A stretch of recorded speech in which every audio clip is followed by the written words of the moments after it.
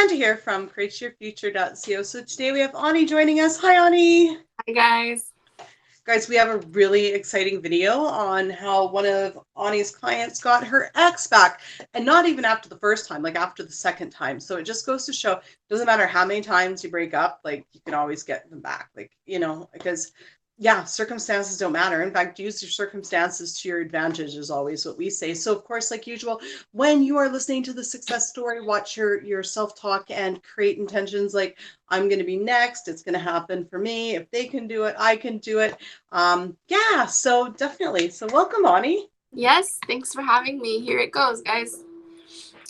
Hi, everyone. I would like to say thank you to Amanda and all the wonderful coaches at Create Your Future for all the wonderful work you are doing. It has been such an inspiration and a game changer in my life. I have been practicing LOA for about a year now. Started off slow with such books as The Secret, and watching various YouTube videos. Eventually, I stumbled upon a success story posted by Amanda and Ani.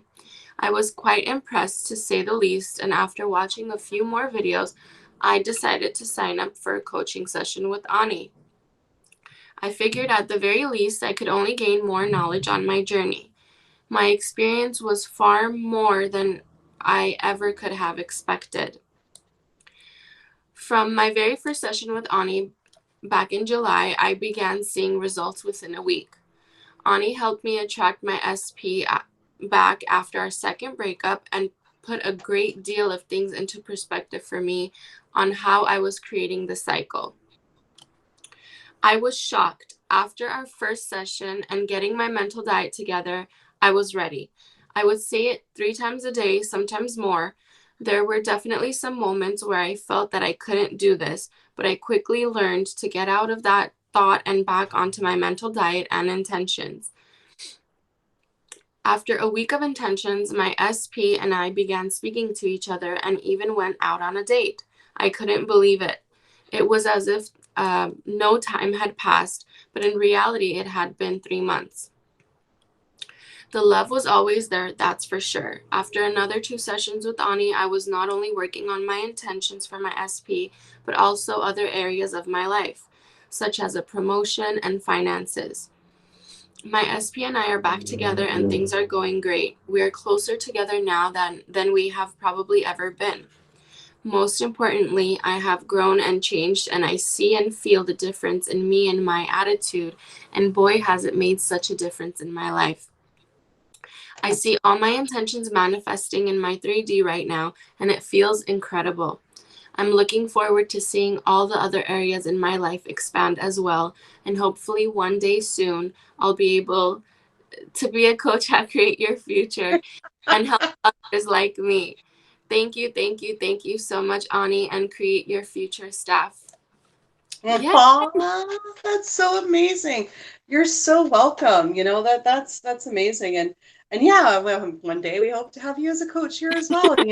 That's the beautiful thing here is that, we've created something where, we are a great group of people that we're helping one another. And it's so wonderful to see the changes that we've made in people's lives. Like it really is. So amazing. I just love this story. She got her SP back, and I think she said something really important that, it was their second breakup, and it doesn't matter how many breakups you've had, you're only not going to get back together if you think you're not going to get back together, Yeah. So start creating, and then I even like after like, the second breakup, it's like, of course he wants me back. He took me back the first time. And then the fourth breakup, of course he wants me again because, so no matter how many breakups you're on, create it that, that it's going to make it easier than it's ever been. Right. Yeah, absolutely. And um, it's funny because every time uh, I have a situation like this with a client, um, their first thoughts are, it's not going to work. He's probably moved on, or, I mean, some people have moved on in other situations, but they still come back because all you got to do is work on your mental diet and do your intentions. And you have to kind of have blind faith, because you might not see immediate results right away from doing a mental diet in, I don't know, 24 hours or 48 hours, but you start feeling better. and that faith grows. And the more that faith grows and the more you feel better, the more comfortable you feel with, I don't have to really pay attention to my 3D because 3D is just my past thoughts and beliefs. I'm inviting the new version of him into my life now. Exactly, exactly. And it does come, the faith helps. The faith totally helps. But, you're right. Even when you don't see anything, you have to still say, look, it's happening. I know it's going to happen. And keep yourself focused on that. I think that's so incredibly important in the persisting part of it, is to just keep focused on, yeah, it's happening and it's happening now, rather than something you think you have to work for in the future, right? Yeah. And you know what it is? A lot of self-concept here matters. Well, in any situation, self concept matters. How you think about yourself, how you feel about yourself, how you feel or assume what others see in you and think of you. That matters because if you're in a victim state, or if you don't feel good enough, or you don't like yourself currently, you're sending out that message to everyone in your 3D bubble. And those people catch on to those thoughts and they think that of you too. So you always want to see yourself as the best version of yourself, and it's not easy, especially when you're missing someone or you want your relationship back. I know it's not the easiest thing to do, but Mhm. it takes some time. Like she Right. said, we worked on with each other in a few sessions, but you build that confidence and then boom, they come back. Yeah. Yeah. And and it's about also too changing the story, not taking it personally about yourself, but really working on, what the other person thinks of you. I know I used to be notorious for this. If somebody didn't want a commitment, I would make it that there was something wrong with me. But really, there wasn't. It's about changing your story about the other person and leaving yourself out of it. Each and every one of you guys are perfect. Okay. There's nothing that you need to change about you. You're absolutely perfect. Now, don't get me wrong. I'm not saying don't eat healthier, live better. That's not what I'm saying. I'm saying is don't make your flaws or something that you want to change about you a condition to get what you want. Okay. So I'm perfect the way I am right now, and I can have everything that I want right now just the way I am. And then, sure, you want to work on whatever to improve yourself. That's totally fine. That just enhances who you already are because you can already have what you want right now. Right. So, don't take things personally. Don't make them about you because that's just adding a second layer of story, right? And that's the part of the being a victim, right? And making circumstances matter, right? So, especially out there, I think a big one is like, is sometimes thinking we need to lose weight or to look better before they're going to want to be with us. But really, I mean, if we really look at the grand scheme of things, we really just want them to love us unconditionally for us. And if you think about it, if you are planning to be with them for the rest of your life, you're going to probably get pregnant. So you're going to gain a bit of weight. You're going to lose weight. You're going to get older. You're going to change in your looks. So you want them to want to be with you because of you and not because of what's out here. Because what's out here is changeable at any time. Right. So you don't want to put that condition that you've got to look a certain way or be a certain size for them to want to be with you, because it's going to suck when say you get pregnant. Now what? Right. Now you Yeah. still have to work on the story that they want to be with you no matter how big your belly is. Right. So yeah, very, very important is to, start intending that people love you for who you are just right now, and stop making other people's actions that you don't like mean that you're not good enough, because that's so not true. Yes. And True. also, one thing I want to mention, guys, is I know when you're in the process of manifesting an ex back, you might have a tendency to check everything, like check social media, Snapchat, Instagram. I don't know, maybe pass by their house to see if they're still living there. Like all these thoughts run through your mind because you're like, I don't have them. I need to have them. Like I need to see them. All of this stuff. I urge you not to do that. I rather you focus on self concept, mental diet, intentions, because I always tell my clients this. Imagine if I'm your trainer, right? And we're doing like a fitness routine or like a diet. I don't want you to go into a pastry shop and look at all the pastries and then feel like crap because you can't have it right now, and then self-sabotage.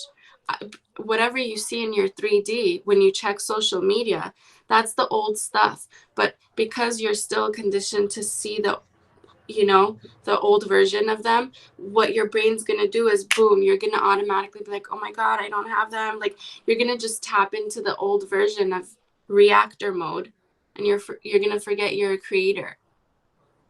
Mhm.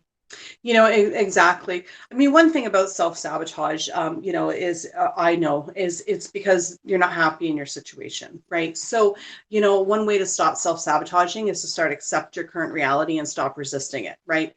And be true to yourself. Like, what do you really want? I remember I worked with a client long ago, and she had the specific person she wanted to be with had somebody else, so there was a third party, and she wasn't focusing on getting rid of the third party, just focusing on just getting attention and him spending all the time with her, but not actually getting rid of the third party. And then it turns out that she was miserable and she would sabotage the relationship because the underlying issue was really what she wanted was him to leave her, her to be with her, but wasn't working on that. So self-sabotage is a really good moment to go, wait a minute, why aren't I happy right now in my reality? And am I working towards what I actually really want? So like, really, a quick story was like, when I personally wanted to start my business, I was working at a job and I was starting to self-sabotage that job because I didn't want to be there anymore. I wasn't being true to me. I was trying to do something and be somebody I didn't want to be. So I started sabotaging it. And we say subconscious sabotaging, but it was very much conscious thoughts. Okay. Very much, I don't want to be here. I don't want to blah, blah, blah, blah. Right. So, and we almost create that to make our situation hurt bad enough for us to actually make a change. Right. Because guess what? We make changes when it hurts bad enough. If it doesn't hurt bad enough, we're like, you know what? We'll just for a little while, we'll just stick with this. Right. But when it hurts bad enough, then we say, okay, we need to make a move. Right. So we need to push ourselves out of our comfort zone and we need to make a change here. Right. So take a look at your reality, right? And are you really being true to what you want? And be true to what you want. Don't settle for anything less. And then focus on it because you can get it. And trust me, if you really want something, you're not going to be happy unless you go after it and get it, right? So do it. Don't settle for anything less. Don't compromise. Don't say, no, no, no, it's okay. I don't need, no, you do need it. You do want it. Then go after it. And you're good enough to get it, right? Absolutely. And you guys don't think that like, you have to do so much outside of yourself. Like, you don't have to take so much action to get what you want. Manifesting is attracting. So you have to do the internal work. You have to do the mental diet. Everything comes to you. And trust me, even if you don't notice it, the universe will make you notice it. Like, it'll push it in front of you so you see it with your own eyes. Like, here's what you wanted. You've been working so hard. Here it is. Yeah, exactly. Exactly. And the persistence is key, and enjoying the process, and don't make it a chore. It's not a chore. I don't write down intentions very often. I do my mental diet throughout the day because I find that easier. Some people find it easier to do the intentions, write them out. Of course, if you're struggling or you're just starting out, if you're making a change, sit down, write them out 3 or 4 times a day to start focusing on them. But once you get fluent at them, find what works for you. And usually it's that mental diet throughout the day.